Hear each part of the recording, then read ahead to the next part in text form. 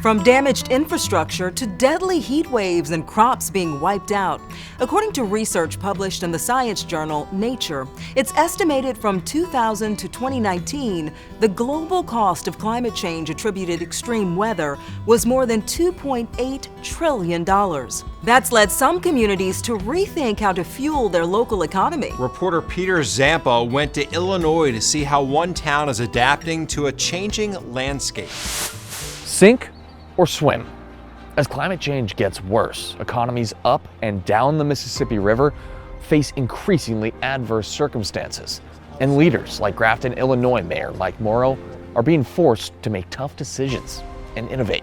And we can show you a marker on one of these buildings down here for the '93 flood. Morrow shows us the aftermath of the river baring its teeth. We got our guys going to be coming out in this mud here we talked about. Flash floods swept through a day before we arrived. In this small town, everyone helps with cleanup. It's the taking care of each other.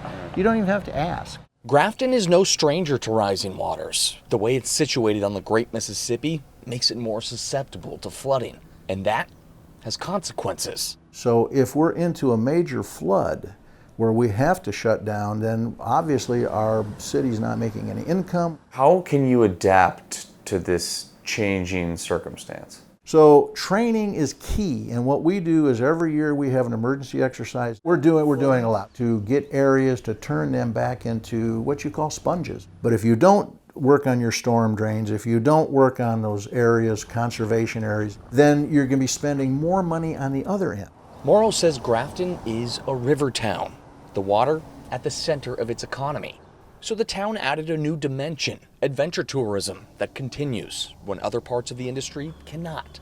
All you have to do is look up. You take a sky ride up to the top of the bluffs, and then you can either zip line or you can go up there and you can take the mountain alpine coaster down the bluffs. This sort of adaptation increasingly necessary as floodplains expand. Between 1980 and 2000, FEMA's National Flood Insurance Program paid out roughly $9.5 billion in claims. From 2000 to 2020, that number spiked to over $62 billion. But the vast majority of Americans that are vulnerable to these issues are not insured and not insured for that disaster. Kate Boycourt works at the Environmental Defense Fund. Boycourt says it's important towns and cities rethink where they build and how they invest in flood risk reduction. We haven't, as a society, really grappled with how to tie that message of climate change as a risk to what we can do about it. Can we elevate some of our critical infrastructure or let water in strategically? Do we invest more in natural solutions? We really need to keep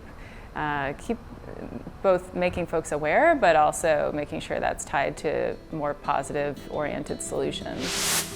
According to FEMA, just 1 inch of floodwater in a building can cause up to $25,000 in damage.